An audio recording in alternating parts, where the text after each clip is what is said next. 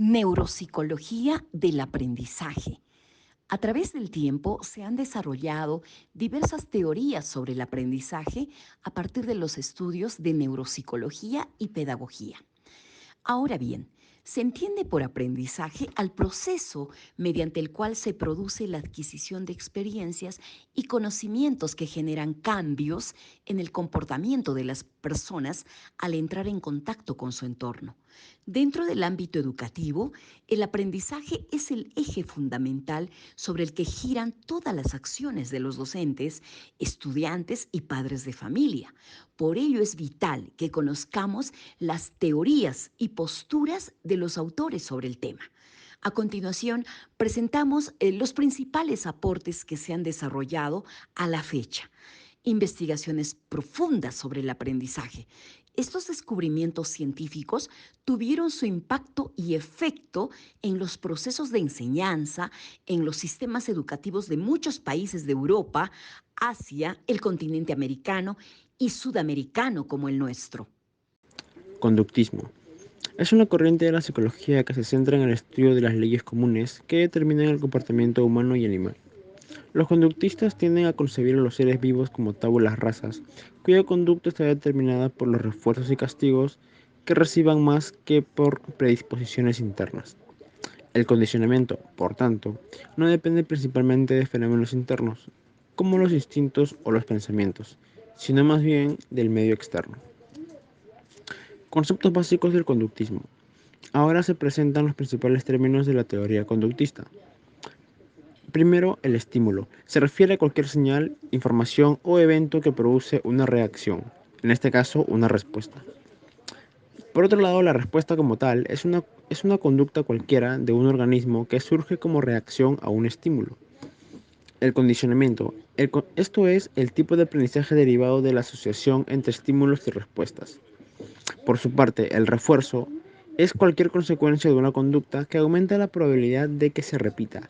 Y para finalizar, el castigo es la consecuencia de una conducta que disminuye la probabilidad de que vuelva a darse. Siguiendo con la exposición viene la teoría del aprendizaje del conductismo. En este caso viene a ser el condicionamiento clásico, que es el proceso mediante el cual un estímulo no condicionado, que produce efectos conocidos, se asocia a un estímulo neutro hasta el punto en que el estímulo neutro produce efectos muy similares a los del estímulo no condicionado. Al final del proceso, el estímulo neutro se denomina estímulo condicionado y su efecto se denomina condicionado. Por otro lado, el condicionamiento operante es un procedimiento o una estrategia de aprendizaje que se basa en que la probabilidad de que se dé una respuesta concreta y determinada depende siempre de las consecuencias esperadas. Prosiguiendo viene el reforzamiento positivo, que ocurre cuando la secuencia de nuestra conducta resulta en un incremento en la probabilidad de que volvamos a manifestar dicha conducta en un futuro. Las consecuencias de la conducta son positivas, así que la conducta se manifiesta con mayor frecuencia. Para citar un ejemplo, viene a ser cuando un niño recibe dinero por cada buena nota que obtiene, este dinero hace que el niño tenga una forma de incentivo para sacar buenas notas. O felicitar a una niña por cada vez que tiene su cama. Por otro lado, el reforzamiento negativo tiende a retirar un reforzador desagradable para incrementar la probabilidad de que ocurra una conducta. Por ejemplo, no tendrás que lavar los platos si apruebas todas tus asignaturas. En este caso viene a ser que el estímulo negativo viene a ser lavar los platos, pero esto tú lo evitas en caso apruebes tus asignaturas. Entonces es una forma de motivar a la niña. La teoría cognitiva. ¿Cómo utilizar el pensamiento para aprender? Generalmente cuando mencionamos la palabra aprendizaje es como mencionar, aprendemos a través del cerebro. Este concepto básico de aprendizaje es el punto central de la teoría cognitiva del aprendizaje.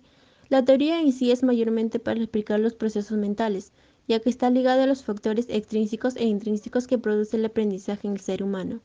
La teoría cognitiva del aprendizaje determina que los aprendizajes pueden explicarse por medio de análisis de los procesos mentales. El aprendizaje nos resulta fácil y se puede almacenar por más tiempo en la memoria, mediante la intervención del proceso cognitivo afectivo. Pasa lo contrario con los procesos cognitivos ineficaces que producen inconvenientes en el aprendizaje del estudiante y son visibles a lo largo de la vida del ser humano. La teoría cognitiva del aprendizaje o psicología cognitiva, según Brunner, cada individuo posee los motivos intrínsecos para aprender, un concepto que sigue siendo válido teniendo en cuenta los fenómenos de motivación cognitiva que pueden estar condicionados para el adulto.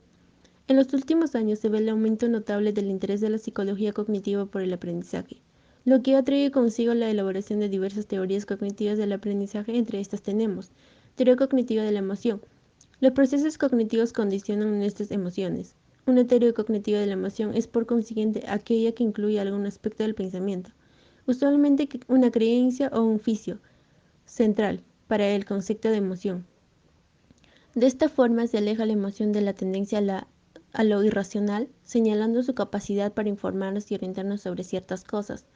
Teoría cognitiva de la motivación. David McCown identifica tres razones principales: la necesidad de éxito, la necesidad de poder y la necesidad de pertenencia.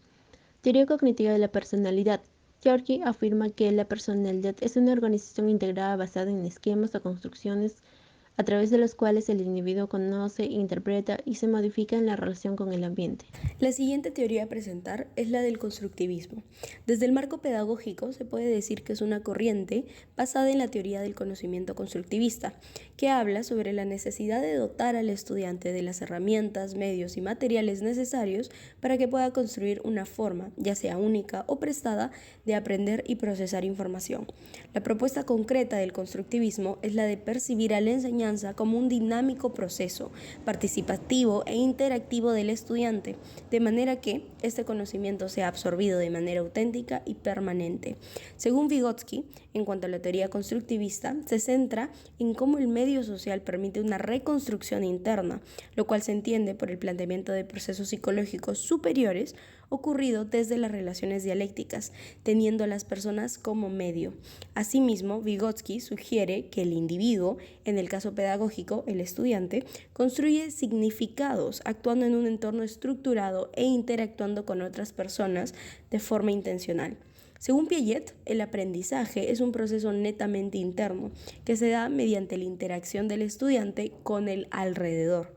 He ahí la importancia de proporcionar al estudiante con todo lo que necesite para obtener un proceso de aprendizaje satisfactorio. Algunos aspectos positivos del constructivismo es que desarrolla las habilidades de cognición, fortalece el aprendizaje significativo y duradero, fomenta el desarrollo académico del estudiante y toma como parte del proceso los conocimientos previamente obtenidos. Sin embargo, también cuenta con algunas críticas y por lo tanto aspectos negativos. Estos son los siguientes. Muchos autores mencionan que la teoría no cuenta con esquemas suficientes como para aprender haciendo.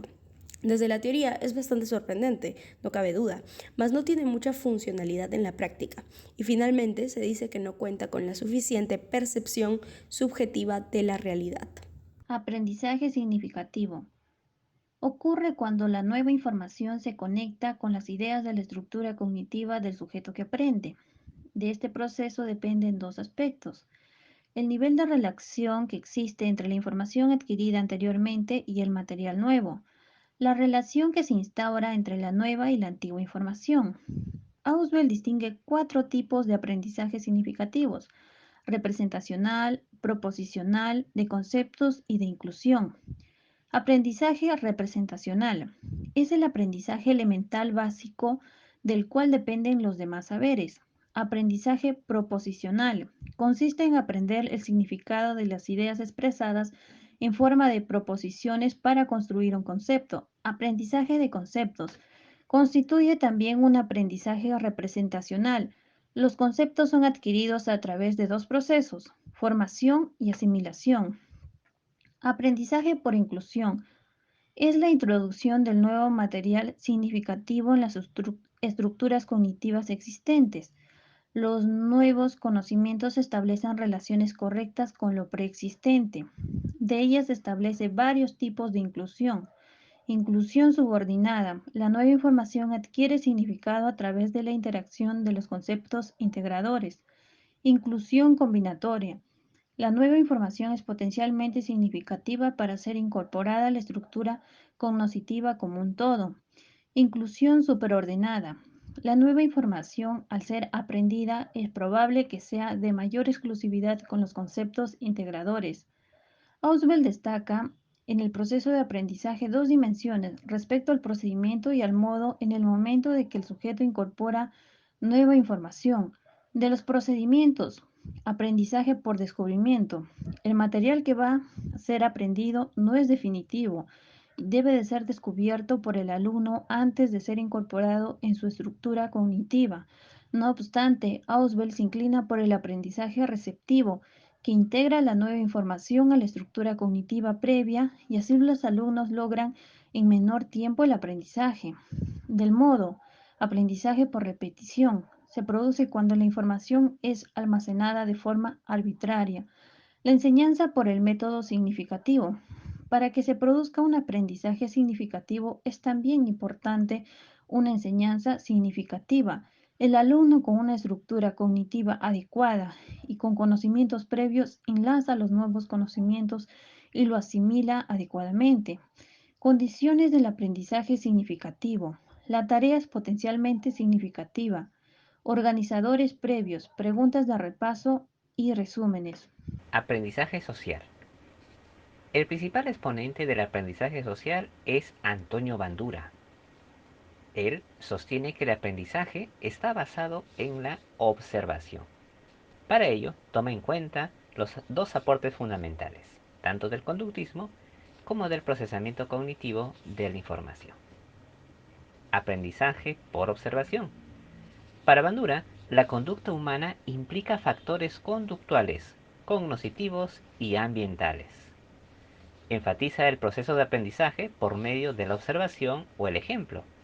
De esta forma, la conducta es aprendida mediante la observación, ya sea en forma intencional o accidental.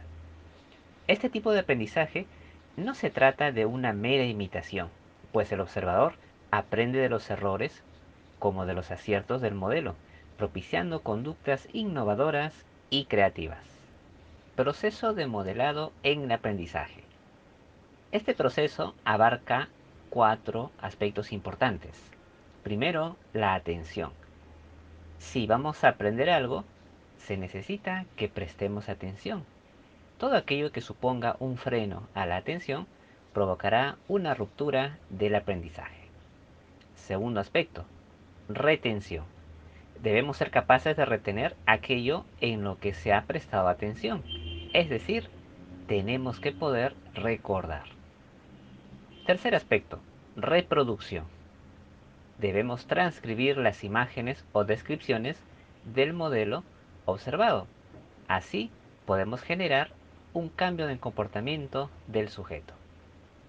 Cuarto aspecto, motivación. El proceso de modelamiento proviene de 3 tipos de incentivos. Incentivos directos. Son aquellos que se obtienen a través de la propia observación y de la experiencia. También tenemos incentivos vicarios, que son aquellos que ocurren cuando la persona obtiene una recompensa al realizar una determinada conducta. Por lo tanto, se trata de imitarla. Incentivo autogenerado. Esto se presenta cuando las recompensas son proporcionadas por la misma persona, es decir, conductas debidamente favorables. Aprendizaje por observación en el aula. Bandura se interesa en el aprendizaje por observación a partir de la enseñanza en las aulas, y para ello sugiere los siguientes aspectos a tomar en cuenta.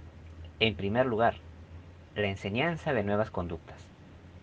Son las enseñanzas de nuevas habilidades, así como nuevas formas de pensar y sentir. Segundo, facilitación de conductas.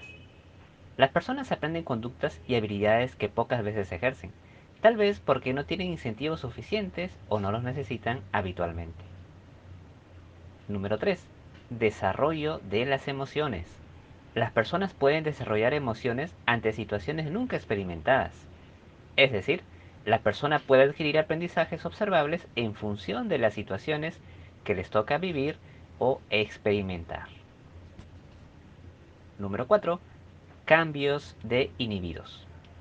Cuando los modelos sufren consecuencias negativas por algunos comportamientos prohibidos, los observadores refrenan su conducta y no quieren nunca imitar su modelo. Este es un aporte presentado por la Universidad Nacional Mayor de San Marcos, Facultad de Educación, docente doctora Julia Tevez, alumnos Alana Hurtado, Saúl Lazón, Anabel Manayay, Joel Matías, Olvia Montalvo.